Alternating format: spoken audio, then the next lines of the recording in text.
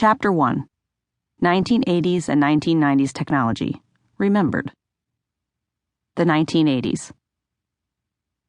This is my earliest technology-related memory.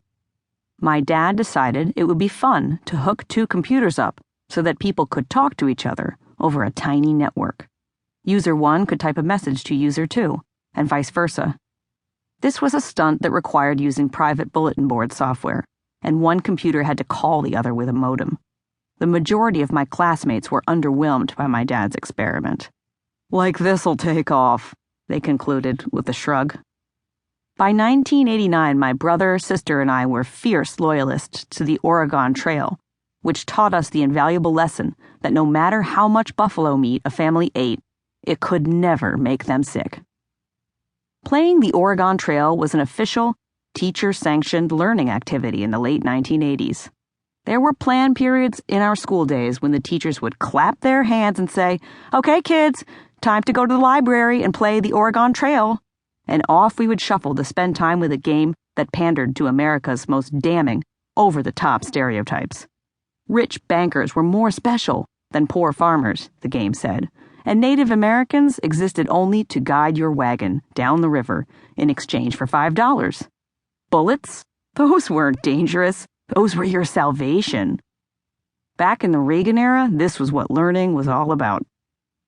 The other game that was absolutely revered within our home was called Bouncing Babies.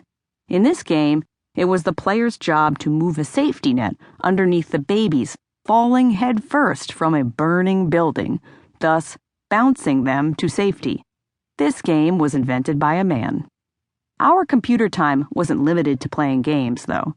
We sometimes used Microsoft Word to complete our homework assignments, attempting to save our progress on floppy disks.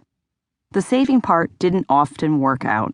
In the 1980s, your relationship with the intellectual property you created on a computer was best described as a very casual fling. Every once in a while, Clippy the paperclip would bop out to try to offer his help. "Hey, looks like you're writing a letter." But Clippy always pretended to be oblivious to the fact that your computer's hardware could fail you at any time, for any reason. Nudge a computer ever so slightly while it was trying to save a file onto a disk, and your work would disappear. The 1990s. By freshman year, devices started getting portable. A couple of my classmates began carrying glamorous Motorola phones, which well-meaning helicopter parents had purchased under the guise of personal safety. Such phones were used exclusively to contact boyfriends. Other peers had use of their dad's old 10-pounder suitcase phones, which they did not ever use in public, not even in a car accident. For once in my life, I was one of the cool kids. I not only had a Palm Pilot, I carried a non-suitcase phone. My first cellular phone was a club sandwich-shaped number from the good people at Motorola, and I cared about it more than a human baby. Websites had emerged, but it was rare that they did anything, so the idea of ordering a pizza through the information superhighway was mind-blowing. This was the kind of website that made us 1990s people think to ourselves, "So at some point, everybody's gonna come on this internet thing, eh? Pretty crazy world we're living in." Then we'd pop a row or two of Snackwell's cookies into our mouths and smile, slowly killing ourselves with our fat-free, genetically modified Frankenfoods.